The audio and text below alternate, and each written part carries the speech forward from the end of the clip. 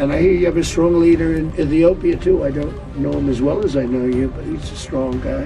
አልሲሲ በድንጋጤ ተዋጡ። ትራምፕ በዓለም ሕዝብ ፊት እውነታውን አወጡ። ጠቅላይ ሚኒስትር አብይ ጠንካራ መሪ ናቸው በማለት ዶናልድ ትራምፕ የግብፁን ፕሬዝዳንት አስጠነቀቁ።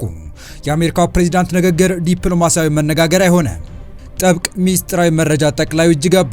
የኢሳያስ የጓዳ ሚስጥሮችን የያዙ ከፍተኛ ባለስልጣናት ለኢንሳ መረጃ እየላኩ እንደሆነ አንድ የሆርን ሪቪው ዘገባ ጠቆመ። የኢሳያስ ከፍተኛ የደህንነት ሹማምንቶች ወደ ኢትዮጵያ ኮበለሉ። በቀጠለው የኢትዮ ኤርትራ ውጥረት መሃል ኢሳያስና ፓርቲያቸውን ያስደነገጠ መረጃ ይፋ ሆኗል። ሻቢያ በኢትዮጵያ በኩል ግልጽ የሆነ እኔን ለመውረር የሚደረግ ዝግጅት ተጀምሯል እያለ በሚገኝበት ሰዓት የተሰማው ይህ መረጃ ኢሳያስ የአገዛዝ ጊዜያቸው ማብቂያ ላይ እንዳሉና አሁን ደግሞ በእጅጉ እንደቀረበ የጠቆመ ሆኗል። አዲስ የተሰማው ሪፖርት ኢሳያስ ኢትዮጵያን ድንበር ላይ ሆነው ጦራቸውን አሰልፈው ቢጠብቁም ኢትዮጵያ ግን አዳሎ ቤተ መንግስትን መሰስ ብላ በመግባት ጦርነቱን በዝምታ ጀምራ በዝምታ ልትጨርሰው ነው ብሏል። ምክንያት ብሎ ብዙ ነጥቦችን የዘረዘረ ሲሆን ከነዚህ መካከል አንዱ የኢሳያስ ቀኝ እጅ የሆኑ የደህንነት ከፍተኛ ሹሞች አስመራ ሆነውም ግማሹ ወደ አዲስ አበባ ኮብልለውም ከኢትዮጵያ መንግስት ጋር ፕሬዝዳንቱን ለመጣር ስራ መጀመራቸውን የገለጸበት ይገኛል። ለመሆኑ ኢሳያስን ለማስወገድ የተጀመሩና ኢትዮጵያ ድል በድል ሆናለች ያስባሉት ሌሎች ጉዳዮች ምንድናቸው የሚለውን እንመለከታለን። በሌላኛው መረጃችን የምንመለከተው ደግሞ የአሜሪካው ፕሬዝዳንት ዶናልድ ትራምፕ የግብፁን ፕሬዝዳንት አብዱልፈታህ አልሲሲ ከጎናቸው አስቀምጠው የኢትዮጵያው ጠቅላይ ሚኒስትር ጠንካራ ነው ሲሉ የግብፅንና የግብፅ ባለስልጣኖችን ጆሮ የሚኮረኮር ንግግር ስለማድረጋቸው የተሰማውን አክለን በዝርዝር ልናስደምጣችሁ አሰናድተናል። ሰላም ውድ የወል ዴይሊ ቤተሰቦች እንደምን አላችሁ? ቻናሉን ሰብስክራይብ፣ ላይክ፣ ሼር ያደረጋችሁ እስከ መረጃዎቻችን ፍጻሜ አብራችሁን ቆዩ።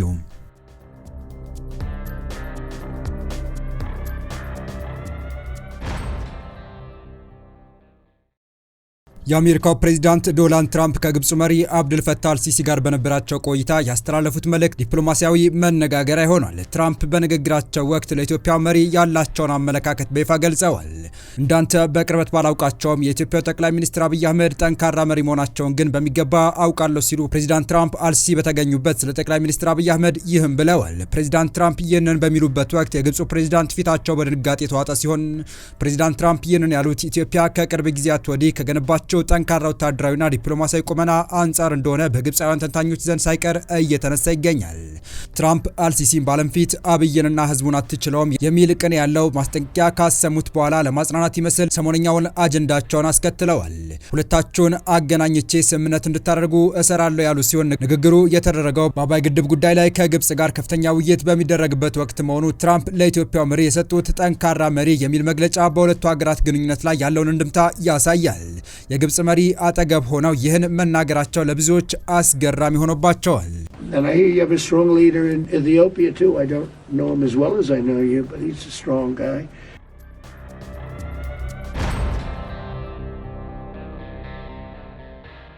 የአሜሪካው ፕሬዝዳንት ዶናልድ ትራምፕ በአባይ ጉዳይ ኢትዮጵያና ግብፅ ከስምምነት መድረስ እንደሚችሉ እንደሚያምኑም ተናግረዋል። ትራምፕ በዳቮስ የምጣኔ ሀብት ፎረም ላይ ከግብፁ ፕሬዝዳንት አብዱልፈታህ አልሲሲ ጋር በነበራቸው የጎንዮሽ ውይይት ወቅት ነው የተናገሩት። የአባይ ግድብ የናይል ወንዝ እንዳይፈስ ያደርጋል ያሉት ትራምፕ ሁለቱን ሀገራት ወደ ድርድር ለማምጣት እንደሚፈልጉ መናገራቸውን አናዶሉ የዜና ወኪል ዘግቧል። አደገኛ ሁኔታ ነው፣ ግድቡን የሰሩት ግብጾች ለሚሊዮን ዓመታት ውሃ በሚያገኙበት መንገድ ላይ ነው። አሁን የውሃ ፍሰቱ በአንድ ትልቅ ግድብ ምክንያት ተገድቧል ሲሉ ከሲሲ ጋር በነበራቸው ቆይታ ተናግረዋል። ግድቡን በተመለከተ የሆነ ነገር ማድረግ እንዳለብን አስባለሁ። ግድቡ ትልቅ ችግር ነው፣ የሆነ ነገር እናደርጋለን ሲሉ ትራምፕ አክለዋል። ትራምፕ ባለፈው ሳምንት በካይሮና አዲስ አበባ መካከል ድርድር የማስጀመር ሀሳብ እንዳላቸው መናገራቸው ይታወሳል። አንተ ጠንካራ ፕሬዝዳንት ነህ ሲሉ ሲሲን ያደነቁት ትራምፕ ከግብፅ ጋር ያላቸው ግንኙነት ለማጠናከር እንደሚሰሩ በውይይታቸው ወቅት መግለጻቸው ፎክስ ኒውስ ዘግቧል።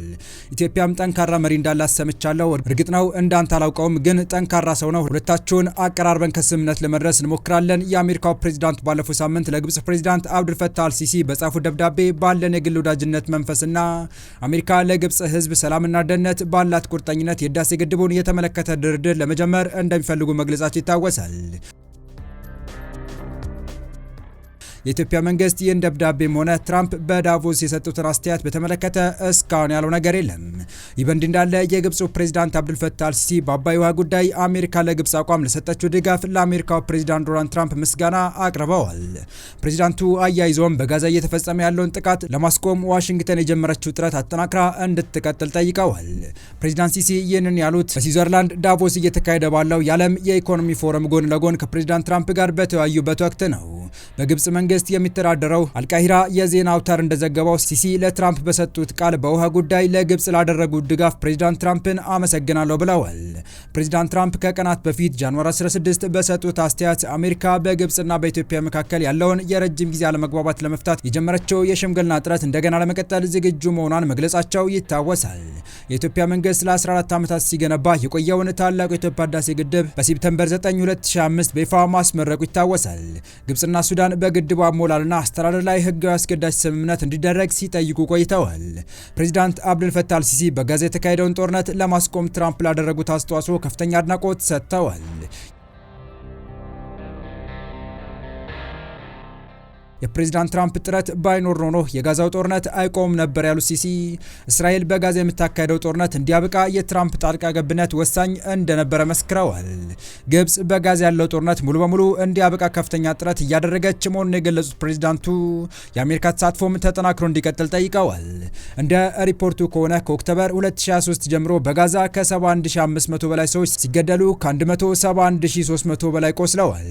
በተያያዘ ዜና የግብጽ ውጭ ጉዳይ ሚኒስቴር እንደገለጸው ካይሮ በፕሬዚዳንት ትራምፕ መሪነት በተቋቋመው የሰላም ቦርድ ኦፍ ፒስ እንድትሳተፍ የቀረበላትን ጥሪ ተቀብላለች። ይህ ቦርድ ትራምፕ ባቀረቡትና በተባበሩት መንግስታት የጸጥታው ምክር ቤት በኖቬምበር 2005 የጸደቀው ሪዞሉሽን 2803 ባለ 20 ነጥብ የሰላም እቅድ አካል መሆኑን ተገልጿል።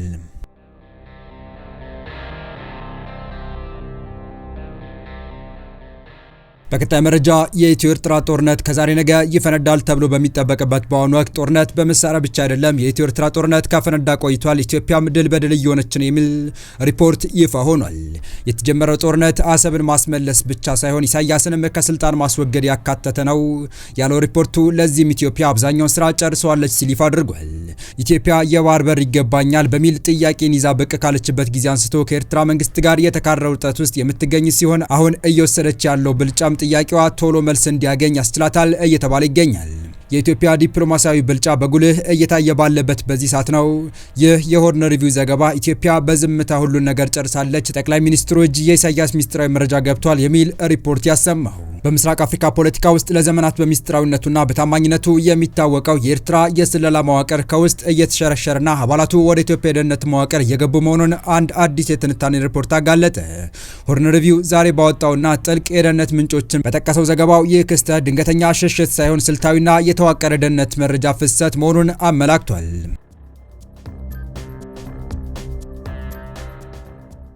ሪፖርቱ እንደሚያብራራው የኤርትራ መንግስት ፓርቲ ህግደፍ ለዓመታት የገነባውና በጥርጣሬ እንዲሁም በፍጹም ታማኝነት ላይ የተመሰረተው የደህንነት ግንብ ስንጥቅ እያሳየ ነው።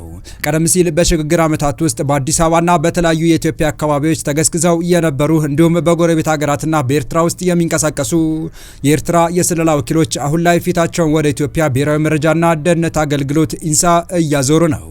ይህ ሁኔታ ለኢትዮጵያ መንግስት የኤርትራን የደህንነት መዋቅር ከውስጥ ሆኖ የማየትና የመቆጣጠር እድል ፈጥሮለታል። ምንጮች እንደሚጠቁሙት ከፕሬዝዳንት ኢሳያስ አፈወርቂ የቅርብ የፖለቲካና ወታደራዊ ክበብ ውስጥ ያሉ ከፍተኛ ባለስልጣናት ሳይቀሩ ለኢትዮጵያ ባለስልጣናት በሚስጥር መልእክት በመላክ ስርዓቱን ለመቀየር የሚደረግ ማንኛውንም አስተማማኝ ጥረት ለመደገፍ ዝግጁ መሆናቸውን እየገለጹ ነው። እነዚህ ባለስልጣናት የፕሬዝዳንቱን ከስልጣን መውረድ ሀገሪቱን ለማዳን የቀረ ብቸኛ አማራጭ አድርገው እንደሚመለከቱ ተጠቁሟል። ምንም እንኳን ኢትዮጵያ ይህንን የመረጃ የበላይነትና የውስጥ ዘልቆ መግባት አቅም ብትይዝም እስካሁን ድረስ ፕሬዝዳንት ኢሳያስን ከስልጣን ለማውረድ ያነጣጠረ ቀጥተኛ እርምጃ ከመውሰድ ተቆጥባለች። ሪፖርቱ እንደሚያትተው ኢትዮጵያ ይህንን እርምጃ ያልወሰደችው በአካባቢው ሊፈጠር የሚችለውን ከቁጥጥር ውጪ የሆነ ቀውስ በመስጋትና የቀጥታ ጣልቃ ገብነትን የሚያስከፍለውን ጂኦፖለቲካዊ ዋጋ በመፍራት ነው። ለኢትዮጵያ የኤርትራ የደህንነት መኮንኖች መቀበል ማለት የሰው ኃይል ማግኘት ብቻ አይደለም የሚለው ዘገባው፣ ይህ ማለት የአስመራን የስለላ ጥበብ፣ ኢላማ የመለየት ስልት፣ የክትትል መረብና የውስጥ ደህንነት ዶክትሪን ሙሉ በሙሉ በእጅ እንደማስገባት ይቆጠራል። የኤርትራ ትልቁ መሳሪያ የነበረው ሚስጥራዊነት አሁን ወደ ጉዳትነት ተቀይሯል። ሪፖርቱ እንዳመላከተው ይህ ጉዳይ በሚስጥር በተያዘ ቁጥር በኤርትራ መንግስት ላይ የሚፈጠረው የስነ ልቦና ጫና የከፋ ይሆናል። እያንዳንዱ ታማኝ ተብሎ የሚታሰብ ባለስልጣን ድርብ ወኪል ወይም ደብል ኤጀንት ተደርጎ እንዲጠረጠር ያደርጋል። ታማኝነት ሲሸረሸርና የውስጥ መተማመን ሲጠፋ የመንግስቱ ጥንካሬ ወደ ቲያትር ይቀየራል። ሪፖርቱ ሲደመድም የአፍሪካ ቀንድ አሁን የገባበት ምዕራፍ በንግግርና በአዋጅ የሚካሄድ ጦርነት ሳይሆን በሚስጥር ኮሪደሮች ውስጥ ታማኝነት ሲፈርስ፣ መረጃዎች ሲሾልኩና መንግስታት በይፋ ከመናገራቸው በፊት ቁጥጥር ሲያጡ የሚታይበት የስለላ ጦርነት ምዕራፍ ነው ብሏል። ኢትዮጵያ ይህንን የመረጃ የበላይነት እንደ ጦር ሜዳ ትጠቀምበታለች ወይስ እንደ መደራደሪያ መሳሪያ? ጊዜ የሚፈታው ነው። የተወደዳችሁ የቻናላችን ቤተሰቦች ለአሁኑ ለእናንተ ይመጥናሉ ብታደምጧቸው ታተርፉባችኋላችሁ ብለን የመረጥንላችሁ ዕለታዊ መረጃዎቻችን እስካሁን ያደመጣችኋቸው ነበሩ። በተመሳሳይ ሀገራዊና ቀጠናዊ ጉዳዮች እንዲሁም ዓለም አቀፋዊ ጂኦፖለቲካ፣ ወታደራዊና አነጋጋሪ ክስተቶችን ለበለት ተከታትለን በትኩስ ይዘን እንደምንቀርብ እያሳወቅን ቻናሉ ቤተሰብ ካልናችሁ ሰብስክራይብ፣ ቪዲዮን ላይክ እና ሼር በማድረግ ተደራሽነታችን ታሰፉ ዘንድ አክብሮታዊ ግብዣችን ነው። አበቃን። ሰናይ ጊዜን ተመኘን።